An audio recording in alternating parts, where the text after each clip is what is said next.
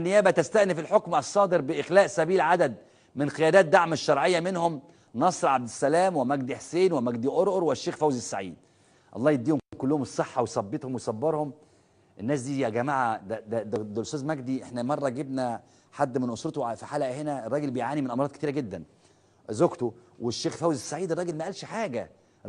على كل حال عايز أقول لكم إنه أصلا الإفراج عن الأربعة دول كان من 45 يوم، كان المفروض يعني ب 45، فالنيابه استأنفت، فخدوا 45 يوم خلصوا النهارده، فمفروض يطلعوا بقى، فالنيابه استأنفت تاني. وغادة ابراهيم تطلع عادي جدا، النيابه ما بتستأنفش. يعني مع الاساتذه العلماء الاجلاء دول النيابه تستأنف، المحكمه تقول يطلعوا براءه، فالنيابه تيجي خابطه اسفين استئناف، فيقعدوا 45 يوم، وبعدين 45 في 45 مفيش قضيه. لكن مع غادة ابراهيم تطلع معززه مكرمه، لان بلد دعاره اصلا، لان مصر بلد الدعاره للاسف، والله للاسف. وبعدين ايه، انا بقول كلام دلوقتي مرسل، اثبت لي كلامك. بلد بتفرج عن واحده بتدير 4 شقق دعاره لان المحكمه تشككت في ادله الثبوت، لكن لا تفرج عن الاساتذه دول. يا راجل الشيخ فوزي السعيد، يا راجل حافظ كتاب الله، راجل بس داعيه اسلامي. الدكتور مجدي قرقر، يا راجل عالم زي ده وكبير في السن وعنده امراض الدنيا. الدكتور نصر، يعني الناس دي عملت ايه؟ خلاص يا راجل المحكمه حكمت بالافراج عنهم، النيابه تستأنف. طب النيابه كانت فين مع غادة ابراهيم؟ لا ما فيش، سوري. اللي بعده، تأييد حبس دومة وماهر ومحمد عادل 6 أشهر بتهمة على ضابط شرطة. صح، اللي يتعدى على ضابط شرطة ياخد بالجزمة، برافو عليهم كده.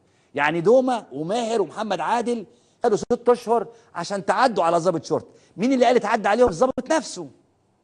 قال دومة شدني من مثلا، يعني قال دومة شدني من القميص ومحمد عادل زقني في كتفي. طب لو العكس يا ريس بيحصل ايه بقى؟ لو ضابط شرطة شتم محمد عادل، ايه الموقف؟ ياخد برضه ضابط الشرطة 6 أشهر؟ دلوقتي دول خدوا 6 أشهر عشان تعدوا على ضابط شرطة. 100 ده القانون. تعدوا ازاي وامتى ما اعرفش. لكن لما ضابط شرطة يشتم راجل مسن عنده 80 سنة بامه وبألفاظ خارجة زي كده، مين اللي هيحاكم ضابط الشرطة بقى؟ الدكتور بديع المرشد العام اثناء حضوري جلسة محاكمتي في احدى القضايا العسكرية بالهايك ستيب سبني ضابط الشرطة بأمه وبألفاظ غاية في السوء.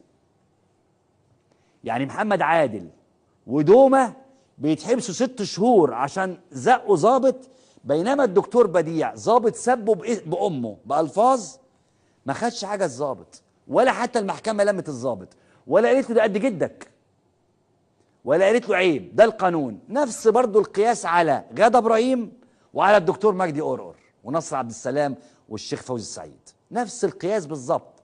تضرب الضابط، تهين الضابط، تاخد 6 شهور. الضابط يشتمك بامك ما ياخدش يوم. واحده تدير شقق دعاره تطلع براءه لان مفيش ادله ثبوت، او ادله الثبوت بايظه يعني. انما الناس بتاخد براءه، يستأنف او النيابه تستأنف هتاخد الصغير. اللي بعده مصر دوله بلا قانون. الافراج عن 250 من التراس اهلاوي تم اعتقالهم قبل حضور مباراه الاهلي مع فريق انجولي.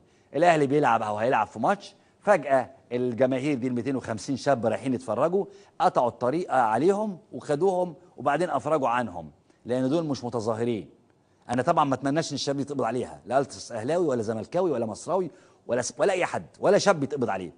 لكن الراجل اتحكم عليه بالمؤبد وهو مصاب عقليا بتهمه التظاهر. اللي بعده،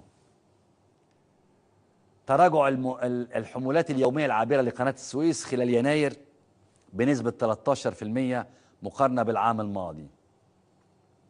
قناة السويس اللي كيتت في شهر جابت 20 مليار، اتراجعت اهي في يناير 13% لما نقارنها بيناير السنة اللي فاتت. ده كان آخر عنوان. تعالوا نشوف مع بعض قالوا.